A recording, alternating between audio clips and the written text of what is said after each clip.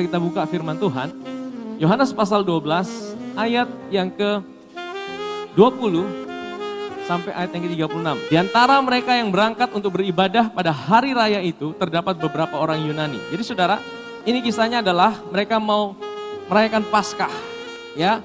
Jadi di antara rombongan orang, jadi di perayaan Paskah itu seluruh orang Israel itu mereka wajib 1 tahun minimal 1 kali mereka harus ke Yerusalem untuk merayakan Paskah. Jadi ada 3 hari raya besar sebenarnya, tapi 1 kali mereka wajib, saudara. Sehingga apa? Setiap Paskah itu Yerusalem itu selalu ramai, saudara, padat. Orang-orang itu pergi kepada Filipus. Filipus itu siapa? Murid Yesus. Dari namanya itu nama Yunani, sehingga mungkin mereka kenal dengan dia, mereka pergi ke Filipus yang berasal dari Betsaida di Galilea, lalu berkata kepadanya, "Tuan, kami ingin bertemu Yesus." Ini orang Yunani, saudara. Jadi Yesus tuh kalau hari ini kalau zaman dulu ada Instagram mungkin followernya paling banyak, saudara. Karena dia sangat terkenal di antara orang-orang Yahudi. Ini rabi satu, ini rabi yang lain, saudara. Ya, rabi ini beda dengan guru-guru yang lain. Banyak yang suka, saudara, tapi mereka tidak kenal Yesus dengan sungguh-sungguh, saudara. Ya, dan ada orang-orang Yunani juga yang ingin ketemu dengan Yesus. Mereka ingin kenal dengan Yesus. Ayat 22. Filipus pergi memberitahukannya kepada Andreas. Andreas dan Filipus, mereka berdua menyampaikan pula kepada Yesus. Ayat 23. Tapi Yesus menjawab mereka, katanya, "Telah tiba saatnya Anak Manusia dimuliakan." Saudara, ini Yesus jawabannya agak aneh, saudara. Ya, ada orang mau ketemu dia. Ada orang Yunani mau ketemu dia. Tapi Yesus tidak bilang, "Ayo mari kemari. Mari kita bercerita, mari kita berkenalan. Ayo, apa yang mau kamu kenal, ya? Kamu lihat bagaimana saya sembuhkan orang sakit, kamu lihat bagaimana saya mengajar." Tapi Yesus bilang, "Telah tiba saatnya Anak Manusia dimuliakan." Jadi kalau saudara jadi murid Yesus, waktu Yesus ngomong seperti itu, kira-kira dalam pikiran saudara apa? Telah tiba saatnya Anak Manusia dimuliakan. Wah, pasti mereka pikir, wah ini luar biasa, ini dia mau jadi raja, ini dia mau bebaskan kita dari penjajahan Romawi ini. Karena dalam pikiran orang Yahudi, Mesias adalah raja yang akan membebaskan mereka dari penjajahan Romawi. Jadi dalam pikiran mereka yang mereka harapkan tentang Mesias adalah seorang yang lahir dari Allah yang membebaskan mereka dari penjajahan Romawi, saudara. Bahkan itu menjadi kerinduan mereka sampai hari ini. Karena bagi mereka, sekali lagi Mesias belum hadir. Bagi mereka orang Israel, mereka selalu tanya, bahkan sebelum Yesus naik ke sorga, saudara ingat murid-muridnya tanya, "Tuhan, kapan waktunya Israel dibuat tenang, damai?" Mereka masih tanya itu, saudara. Karena bagi mereka, Mesias kalau hadir tidak akan ada lagi perang. Tapi mereka salah persepsi. Mereka harapkan sesuatu yang dari secara fisikal. Memang Yesus akan lakukan itu. Waktu dia datang kali kedua di Bukit Zaitun, dia menginjakkan kaki, dia kalahkan antikris, maka akan ada namanya kerajaan 1000 tahun damai. Tidak akan ada lagi perang, tidak akan ada lagi air mata. Semuanya dalam kontrol Tuhan, saudara. Hari ini saya mau bilang gini, bumi ini adalah warisan dari Adam yang jatuh dalam dosa. Dunia sedang ada dalam masa mengerang. Karena dunia yang udah jatuh dalam dosa. Makanya ada bencana alam, ada kejadian-kejadian buruk. Bahkan sakit penyakit itu bukan dari Tuhan, saudara. Tapi dunia yang udah tua. Tapi nanti ada saatnya, dia akan datang kali kedua. Tapi datang yang pertama dia akan injakkan kaki mengalahkan antikris dulu. Dan dia perang lawan antikris, dia selesaikan antikris. Baru dia akan mendirikan kerajaan damai 1000 tahun di muka bumi. Sebenarnya kita berharap akan hal itu, saudara.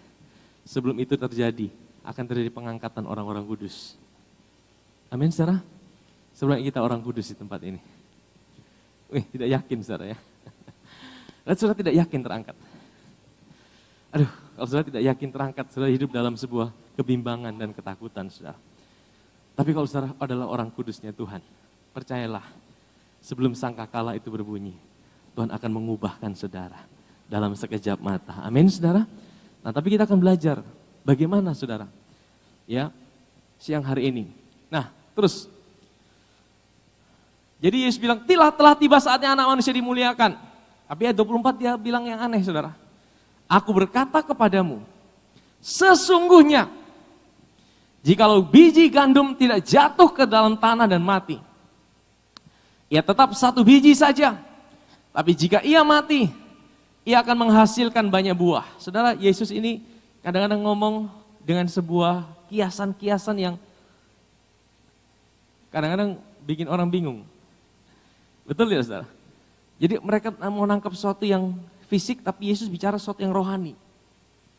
Ya, beberapa kali Yesus lakukan seperti itu. Contoh dia ketemu dengan wanita Samaria. Saya ingat di Perigi Yakub, wanita itu bilang, kamu orang Yahudi kok minta air sama aku, orang Samaria.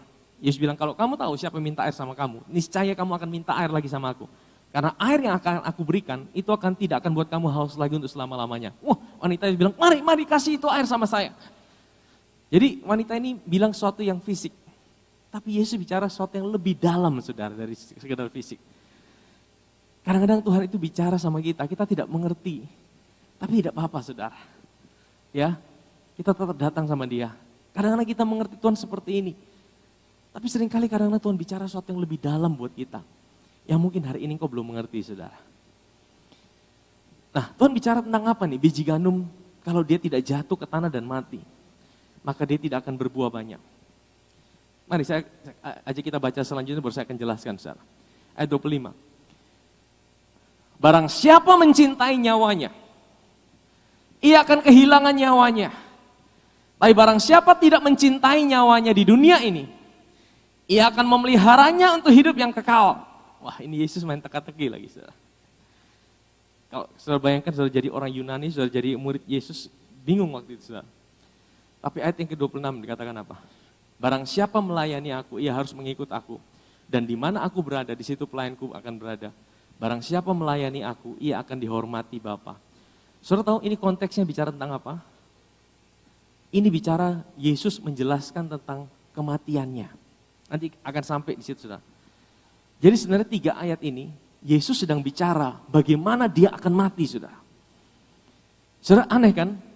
Bagi manusia, kemuliaan itu bicara mengenai pangkat, kemuliaan itu bicara mengenai dudukan, kemuliaan itu bicara mengenai sesuatu yang luar biasa. Tapi Yesus bilang, telah tiba saatnya anak manusia itu dimuliakan. Dan kemuliaan bagi Yesus itu apa, saudara? Ketika dia jelaskan, kalau biji gandum tidak jatuh ke tanah dan mati, maka ia tidak akan menghasilkan buah. Yesus bicara tentang apa? Atau Yesus bicara tentang siapa ini? Yang pertama, dia bicara tentang dirinya, yaitu dia adalah biji gandum yang ditaburkan oleh Bapa di sorga. Biji gandum yang terbaik, ditaburkan ke tanah, itu gambaran dari dia mati. Dan kalau dia mati, maka lahirlah tuaian yang besar. Siapa itu? Saudara dan saya. Kalau biji gandum tidak jatuh ke tanah dan mati, itu melambangkan apa? Itu melambangkan Yesus mati di atas kayu salib. Kalau dia tidak mati di atas kayu salib, dia tidak bisa akan menghasilkan buah-buah. Buah-buahnya siapa? Saudara dan saya. Jadi gini, saudara, saya mau bilang, Bapak kita itu seorang pengusaha. Pengusaha itu apa, saudara? Dia investasi. Dia tabur satu, dia akan tuai. Banyak, betul ya, saudara? Bapak kita di sorga, dia pengusaha yang terbaik. Dia tabur benih yang terbaik. Benihnya siapa? Yesus. Yang terbaik yang dia punya. Yang terbaik yang dia paling sayang, dia tabur. Tapi akhirnya apa? Dia tuai. Miliaran manusia hari ini menjadi sama-sama punya hidupnya dia dan bersama-sama dengan dia. Amin, saudara. Kalau Yesus tidak jadi biji gandum dan mati, saudara, hari ini saudara dan saya tidak ada duduk di tempat ini. Kita semua dalam kebinasaan kekal. Amin, saudara. Ya, kalau biji gandum tidak jatuh ke tanah dan mati, dia tidak akan menghasilkan buah, saudara. Ya, Dan kemudian Yesus bilang apa, saudara?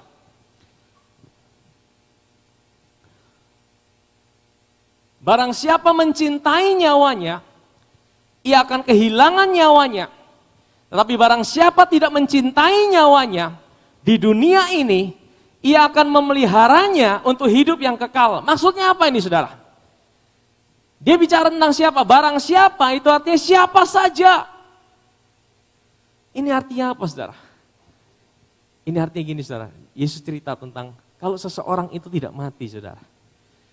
Ya, barang siapa mencintai nyawanya, barang siapa mencintai nyawanya artinya dia tidak melepaskan nyawanya. Nyawanya siapa, saudara? Serta manusia itu, setiap kita lahir itu, kita tidak perlu berbuat dosa, kita sudah jadi orang berdosa. Ya, kita lahir karena apa? Dari benih Adam. Adam itu berbuat dosa. Jadi dari Adam, saudara tahu, Tuhan itu ciptakan manusia dengan satu potensi. Kalau saudara lihat satu ciptaan Tuhan itu gini, saudara. Bedanya dengan ciptaan manusia. Kalau ciptaan manusia bikin mic. Mic tidak bisa menghasilkan mic. Kalau manusia bikin ini meja ya satu meja, tetap satu meja. Tapi kalau Tuhan yang ciptakan, waktu dia ciptakan manusia, sekalipun cuma satu manusia, tapi dalam diri satu manusia itu, ada miliaran manusia yang lain. Waktu dia ciptakan tumbuh-tumbuhan, waktu dia ciptakan hewan, ada potensi di dalam itu semua untuk berkembang biak. Itu namanya kehidupan, saudara. Manusia tidak bisa ciptakan kehidupan sampai kapanpun, saudara. Nah, makanya di dalam Adam, karena Adam berbuat dosa, semua manusia itu ada di dalam Adam. Semua manusia itu lahir udah jadi dosa. Ya. Makanya setiap kita lahir kita tidak usah berbuat dosa, kita jadi orang berdosa. Amin. Ya. Karena kita orang berdosa, maka kita berbuat dosa. Kita bukan berbuat dosa, baru jadi orang berdosa. Tapi karena kita lahir di dalam dosa, maka kita berbuat dosa. Amin. Ya, kita mesti mengerti ini, saudara. Sehingga apa? Sehingga setiap orang yang lahir di dalam dosa itu pasti akan mengalami kebinasaan kekal. Kebinasaan kekal. Ya, kebinasaan kekal. Tapi Tuhan tidak ingin manusia binasa. Tuhan tidak ingin manusia binasa. Makanya dia kirimkan anaknya yang tunggal. Allah menjadi manusia sama seperti kita di dalam daging. Dia lahir dari keturunan Adam. Cuma yang membedakan adalah kalau semua keturunan Adam berbuat dosa, hanya Yesus satu-satunya keturunan Adam yang tidak berbuat dosa. Karena apa? Karena di dalam dia tidak ada darahnya Adam. Karena dalam dia kandungannya dari Roh Kudus. Satu-satunya keturunan Adam yang tidak berbuat dosa. Yang tidak berdosa cuma Yesus, saudara. Sehingga apa? Dia bisa menggantikan saudara dan saya. Dan waktu dia mati di atas kayu salib, saudara, dia mati sebagai Adam. Dia mati sebagai Adam. Dan waktu dia mati sebagai Adam, itulah dia bisa berikan hidup yang baru. Kristus itu adalah hidup yang baru. Amin, saudara. Tapi saya mau cerita gini, saudara. Waktu dia mati, dia tidak mati sendirian, saudara. Dia mati sama siapa? Ayo, dia mati sama siapa? Dia mati sama penjahat kiri kanannya. Ya memang, dia mati sama penjahat kiri kanan. Tapi itu kan secara fisik. Tapi saya mau bilang di dalam roh, dia mati bersama-sama saudara dan saya yang percaya kepada dia. Amin, saudara. Amin. Makanya ini satu peristiwa yang sangat penting dalam hidup kita, saudara. Kok bisa dia mati bersama-sama kita? Kita kan belum lahir. Kita kan belum ada. Sebenarnya kita yang udah lahir waktu Yesus ada. Belum ada yang lahir, betul? Kita lahir di tahun 70-an, 60-an, 50-an, ada yang tahun 80-an, ada yang tahun 90-an. Tapi bagaimana dikatakan kita bisa mati bersama dia? Ayatnya di mana? Coba Roma pasal 6. Roma pasal 6 ayat 1 sampai 6. Jika demikian, apakah yang hendak kita katakan? Bolehkah kita bertekun dalam dosa supaya semakin bertambah kasih karunia itu? Sekali-kali tidak. Bukankah kita telah mati bagi dosa? Bagaimanakah kita masih dapat hidup di dalamnya? Atau tidak tahukah kamu bahwa kita semua yang telah dibaptis dalam Kristus, telah dibaptis dalam kematiannya? Dengan demikian kita telah dikuburkan bersama-sama dengan Dia. Saudara perhatikan kata bersama-sama. Kalau bersama-sama itu dalam waktu yang bersamaan atau waktu yang berbeda? Kalau bersama-sama itu waktu yang bersamaan atau waktu yang berbeda? Waktu yang bersamaan. Sekarang saya tanya, waktu Yesus mati dikuburkan, ada yang sudah lahir? Kita semua belum lahir, betul? Tapi bagaimana bisa bersama-sama? Nah, saya akan jelaskan. Terus, dengan demikian kita telah dikuburkan bersama-sama dengan Dia oleh baptisan dalam kematian. Supaya sama seperti Kristus telah dibangkitkan dari antara orang mati oleh kemuliaan Bapa, demikian juga kita akan hidup dalam hidup yang baru. Kita juga bersama-sama dibangkitkan. Next, sebab jika kita telah menjadi satu dengan apa yang sama dengan kematiannya, kita juga akan menjadi satu dengan apa yang sama dengan kebangkitannya. Ayat yang ke-6. Karena kita tahu, katakan saya tahu. Karena saya tahu. Saya mau bilang ini saudara, kelahiran baru. Itu adalah pengalaman saudara dengan Tuhan. Ya. Dari mana kita tahu kita lahir baru? Karena saya tahu. Baptisan tidak otomatis lahir baru. Ada orang dibaptis, tapi dia tidak mengerti tentang pertobatan. Ikut-ikutan, ada kelas baptisan, ayo ikut. Apalagi baptis tanpa pengertian. Cebur-cebur semua. Mau rame-rame. Dapat sertifikat baptisan, itu bukan, yang terpenting bukan sertifikatnya saudara. Yang terpenting adalah saudara mengenal dan memahami arti dari baptisan itu.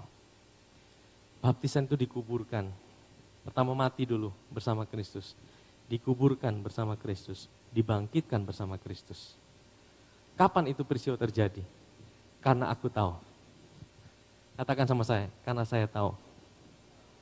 Apa yang saya tahu? Bahwa manusia lama kita telah turut disalibkan. Kata turut disalibkan itu bersama-sama atau berbeda waktu? Turut dihukum bersama-sama. Berarti kata turut itu sudah menjelaskan waktu yang bersamaan. Betul ya saudara? Turut disalibkan bersama-sama dengan, kita telah turut disalibkan supaya tubuh dosa kita hilang kuasanya agar jangan kita menghambakan diri lagi pada dosa. Jadi begini saudara, saudara pernah nonton namanya film Mesin Waktu? Pernah tidak? Ada yang pernah nonton film Mesin Waktu? Mesin Waktu itu seseorang masuk dalam mesin waktu, dia bisa kembali ke masa lalu. Ada yang saudara pengen masuk ke mesin waktu? Wah kalau mesin waktu sungguh-sungguh ada. Saya percaya itu pasti laris saudara. Ada yang salah pilih jodoh, aduh sudah, saya mau kembali sebelum saya pilih jodoh. Ada yang salah melakukan sesuatu di masa lalu, aduh kayaknya salah berinvestasi, ini kayaknya investasi ini yang bagus, ternyata saya salah pilih, kembali lagi ke masa lalu. Ya, salah pilih pekerjaan, akhirnya kembali lagi. Tapi mesin waktu itu sesungguhnya tidak buat kita, tapi Tuhan itu ada karena Dia yang mengatur waktu. Dia Alfa, Dia Omega. Jadi gini saudara, saya bisa bayangkan gini, Yesus mati satu kali saja, 2000 tahun yang lalu, di atas kayu salib. Tetapi setiap kita orang percaya, waktu kita terima Tuhan, waktu kita buka hati kita, waktu kita dengar kabar baik, waktu kita dengar Injil, waktu kita dengar Allah jadi manusia dan menyelamatkan dosa-dosa manusia, siapa yang membuka hatinya? Roh Kudus akan bicara dalam hati manusia. Roh Kudus akan insafkan hati kita. Dan waktu kita merespon itu, kita bilang, ya Tuhan, saya mau menerima Engkau. Saya mau menerima Engkau. Waktu kita mengambil keputusan itu, saudara, dan keputusan itu kita yang ambil, saudara, tapi atas dorongan Tuhan. Tuhan tidak paksa, ayo kamu selamat ya, kamu tidak selamat, kamu selamat ya, kamu tidak selamat, tidak saudara. Roh Kudus akan insafkan kita. Waktu kita dengar berita Injil. Hari ini mungkin ada kita yang hari ini dengar berita Injil, kabar baik ini. Roh Kudus sedang bicara dalam hati saudara. Saudara buka hati saudara. Bilang, iya Tuhan, aku percaya. Aku menerima Engkau. Dan waktu kita tidak sadar, waktu pastinya apa? Roh Kudus itu akan bawa manusia lama kita. Manusia lama kita di dalam Adam. Dia bawa ke peristiwa 2000 tahun yang lalu. Dan dia bawa kita masuk dalam peristiwa itu. Mati bersama Kristus. Amin saudara. Dia bawa manusia lama kita. Mati bersama Kristus 2000 tahun yang lalu. Di atas kayu salib. Dia tidak mati sendirian. Cuma bedanya apa? Kristus mati sebagai kita dan bagi kita. Kita diperhitungkan sudah ikut mati bersama dia. Amin saudara. Itu artinya kita kehilangan nyawa kita. Barang siapa kehilangan nyawanya, dia mau menerima nyawa yang baru. Nyawa adalah hidup. Barang siapa kehilangan hidupnya di dalam Adam, maka dia akan menerima hidupnya yang baru dalam Kristus. Tapi barang siapa mempertahankan hidupnya yang dalam Adam, dia akan mengalami kematian kekal untuk selama-lamanya. Amin saudara. Barang siapa yang mau melepaskan hidupnya yang lama, firman Tuhan katakan dia sedang menyelamatkan nyawanya sendiri. Dia akan memeliharanya untuk hidup yang kekal. Inilah yang Yesus katakan, barang siapa mau ikut aku, dia harus sangkal dirinya, dia harus pikul salibnya, dan dia harus ikut aku. Sangkal diri itu apa? Dia harus katakan, hidupku bukannya aku lagi.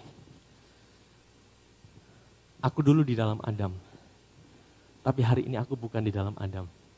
Hari ini aku adalah ciptaan yang baru, oleh karena karya Kristus. Amin saudara. Sebenarnya kita berani berkata seperti itu. Hidupku bukannya aku lagi. Aku yang dalam Adam sudah mati. Firman Tuhan bilang aku sudah mati. Tapi hidupku sekarang adalah hidup yang baru di dalam Kristus. Ya, mungkin saudara bertanya, tapi pastor kenapa saya seringkali gagal? Kalau memang hidup saya sudah hidup yang baru, tapi kenapa seringkali saya masih bisa jatuh, saya masih bisa gagal, saya masih bisa